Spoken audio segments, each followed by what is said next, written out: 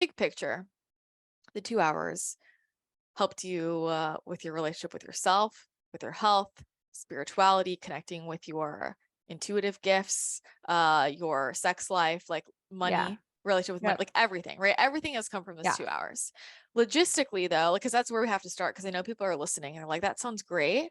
How would I fit that in? And I know like you've been doing this consistently for a long time. So what does that look like to actually fit it in?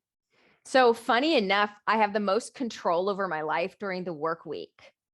So weirdly enough, Monday through Friday, I am locked and loaded. The weekends are the most haphazard because it's sort of like, are we in town? Do we have guests? When can I fit this in? Michael's now taking more of a lead with the kids versus someone I'm paying to be with my children. So I don't mind paying someone so I can go take 2 hours. But when it's like an exchange between equal partner, it's a little funky. But the way that I've done it is I pretty much decided early on. I don't know. And I now probably it was my intuition talking. And at the time I wasn't aware of my ability to hear thoughts form from spirit and understand that was a guidance. But I had this thought that felt transformative, which was Paden, you are so burned out. Don't pretend like you're actually working full work days. Just straight up, you are staring at a computer screen for a full 2 hours for sure. So honestly, if you're going to find the time, don't pull it from family because that'll clash with my values. Don't pull from like your sleep because that's idiotic and your body is basically like floundering on the floor over here. Like it needs to recover anyways. Pull it from work and just see if you can pull it off. And then the Enneagram 3 in me is like, hell yeah, I can pull this off. Let's go. Let's see if I can do this. And then like Tim Ferriss has this 4 hour work week. And I'm like, can I make a 4 hour work day happen? And that felt empowering. So I actually would leave at the same time. I didn't mess my kids' schedule up at all. And I would just go take my 2 hours before I would go to work. And so I just shifted all of my obligations or meetings to 11 to 3. And that became my new framework. I also decided Fridays were for creative days and Mondays were helping my husband run our two companies.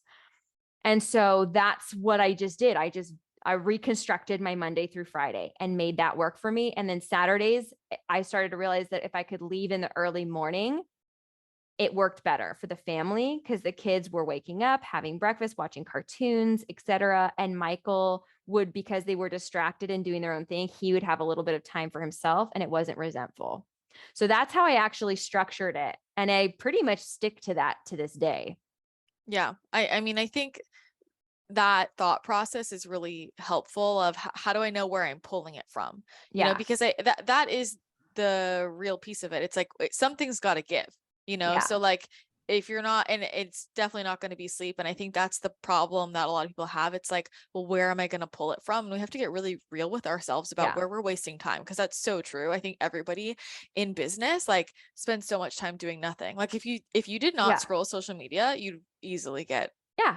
so many hours. I think I daily get like 5 hours a day or something on social media at the time. And I was like, okay, there's 2 hours right there. Like we have it. Yeah.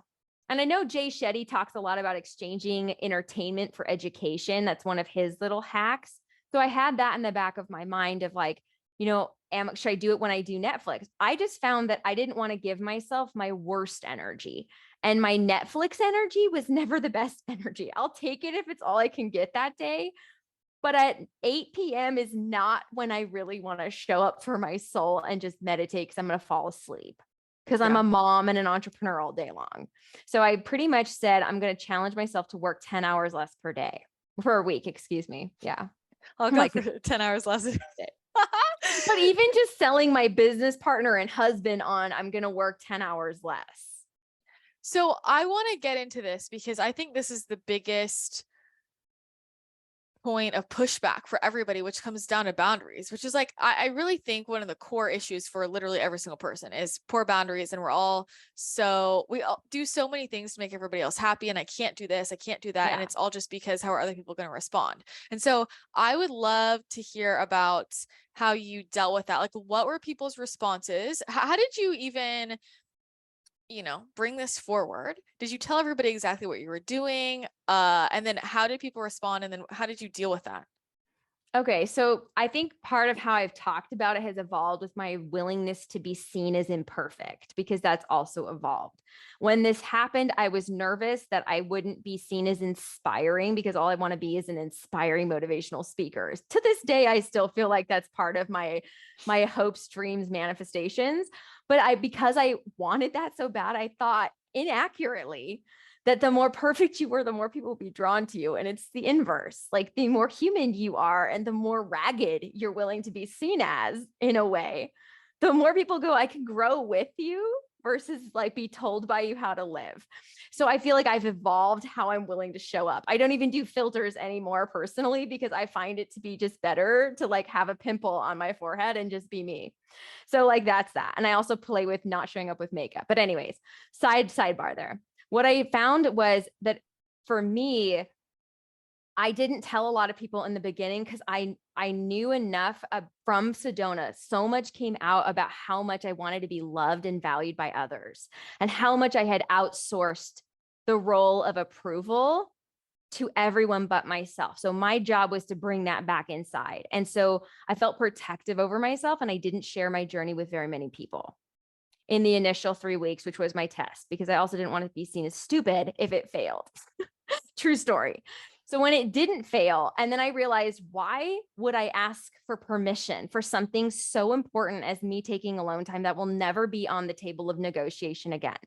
And then I got like, pulled my big girl pants up and was like, no, like, I will always take 2 hours. I will figure it out. I am a powerful human. This is what I'm going to do. Then I started talking about it. And then I got things like, well, if you're a busy working mom, this is impossible. Like, this is so unrealistic. And I basically just continue to say, yes, being an entrepreneur has allowed me more flexibility than most, for sure. Also, when it matters enough, you make time for it, because if your kid called you and needed help, if your sister called you and needed to move her house, if somebody called you in distress, every day you would move mountains to show up for your people, but you can't do it for yourself, myself included. That was like a big wake up moment for me.